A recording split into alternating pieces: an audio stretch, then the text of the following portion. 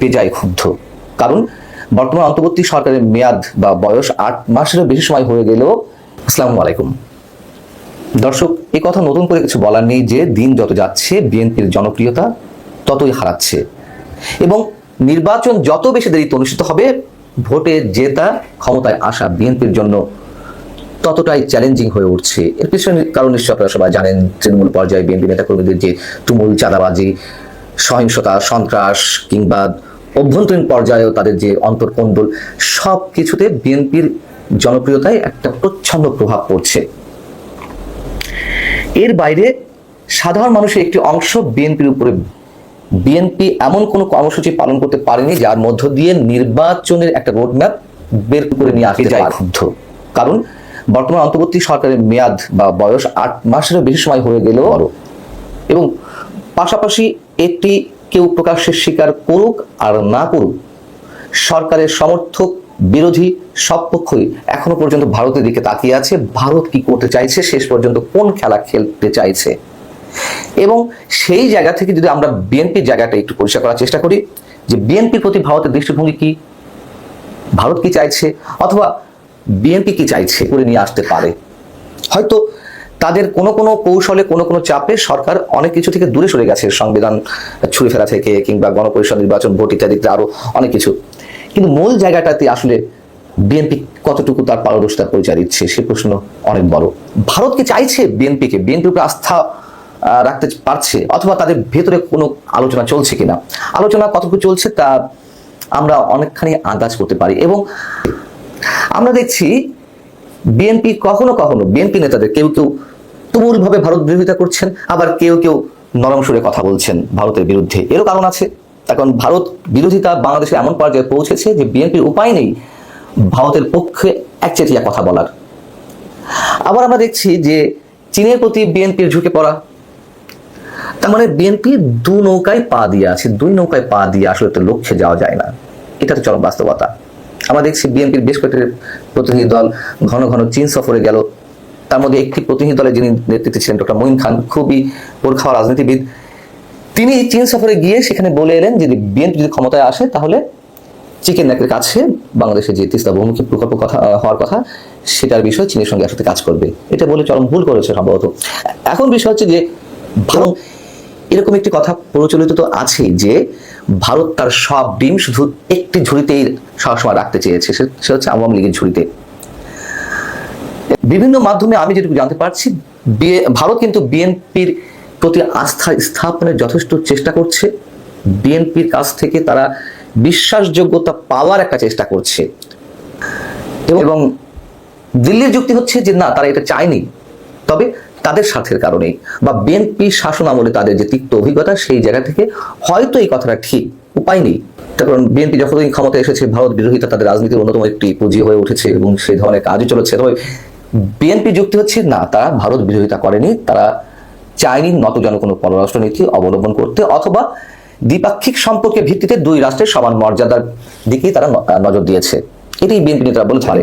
কিন্তু দেখা গেল না, রসায়নটি বা নরেন্দ্র মোদী এবং শেখ হাসিনার ভিতরকার যে সম্পর্ক পার্সোনাল পর্যায়ে গিয়ে পৌঁছেছে, মানে দুই দেশের সম্পর্কের ক্ষেত্রে, সেটিতে বিএনপি আশাহত হলো, এক ধরনের কূটনৈতিক পরাজয় বিএনপির ঘটলো, এটুকু বলা যায়।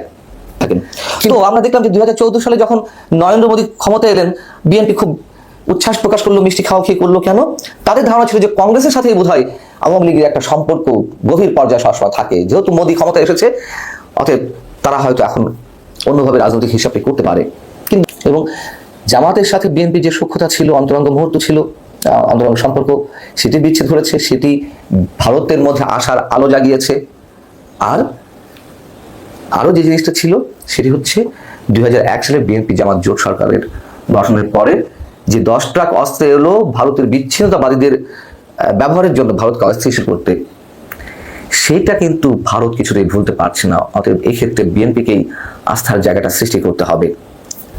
কিন্তু 5 আগস্টের পরে যে রাজনৈতিক পট পরিবর্তন, সেদিক থেকে অবশ্যই ভারতের পুনর্বিবেচনার সুযোগ এসেছে এবং ভারত এটুকু জানে যে এই মুহূর্তে নির্বাচন এলে বিএনপি যথেষ্ট ভালো ফল করবে।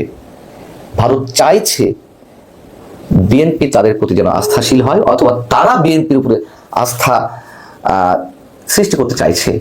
কিন্তু বাধা তো আছে। যে বলছিলাম যে তাদের মধ্যে এক ধরনের অবিশ্বাসের দানা এখনো পর্যন্ত বেঁধে আছে। এবং ভারত কি চায়?